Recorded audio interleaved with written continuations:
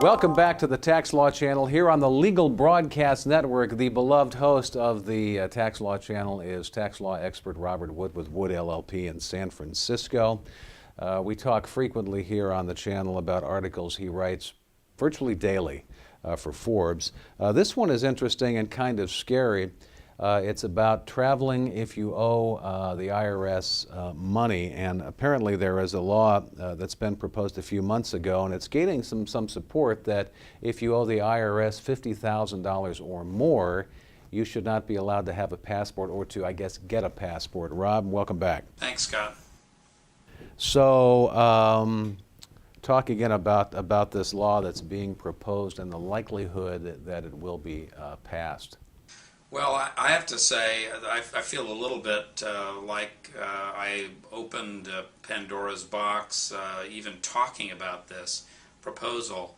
There's been a lot of commentary about it, a lot of, I don't want to say hysteria, but a lot of concern that, really goes into areas that, honestly, I have to confess I know little about, like constitutional law and that kind of thing.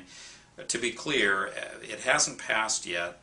My own personal view is that it's probably not likely to pass.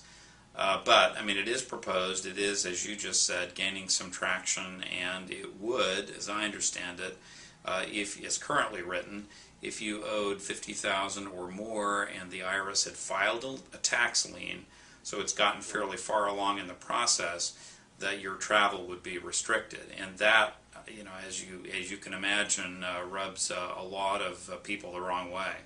Because maybe typically those who owe that kind of money might have to travel for business reasons. What's the reason that this is being proposed? What kind of things would this solve if it were to be passed? Yeah, I think it's a. I'm not sure that I can answer that. It's a collection mechanism. Obviously, the IRS does a reasonably good job, not a perfect job of collecting what it's supposed to collect. The tax lien process, which I think we've talked about occasionally here, the tax lien process is fairly formalized. The IRS, as it should, files a lien whenever tax debts are serious, and it certainly can be much less than $50,000. The idea of a tax lien is to put the world on notice, so that if there is put creditors on notice in terms of real property transfers, basically any kind of public filing is designed to put the world on notice, and it does that effectively.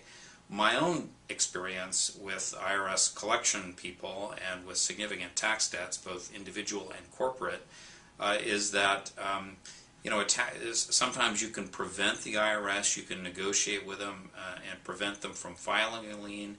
Usually, though, you can't do that because the IRS knows that it needs to put people on notice, and that if it does file a lien, eventually it'll get its money.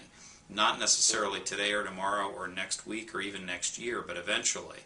So I guess in some ways I think people are criticizing this proposed law on libertarian grounds, but they're also criticizing it in, I guess, what your question was going to, Scott, which is, well, what's this going to do? Is somebody really going to pay?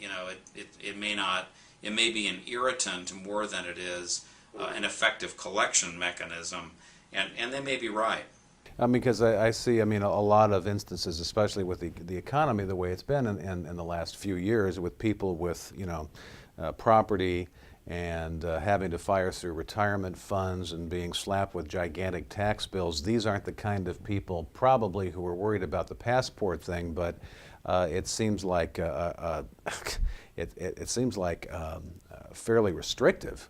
Yeah, no, Scott, it is, but I guess proponents of this proposal, of this provision in the bill, are quick to point out that there are exceptions, and so basically, if you are under an installment agreement and basically you're making your payments, you may owe them hundreds of thousands or possibly even millions of dollars, but you're sort of on the right path. They know where you are. You're paying them off slowly.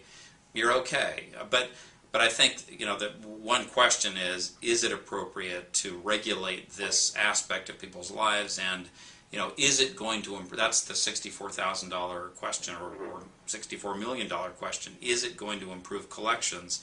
And I think probably nobody knows. Well, it's fascinating. We will continue to follow the debate, as I'm sure you will. Thanks, Rob. Thank you. This is the Tax Law Channel, an affiliate of the Legal Broadcast Network.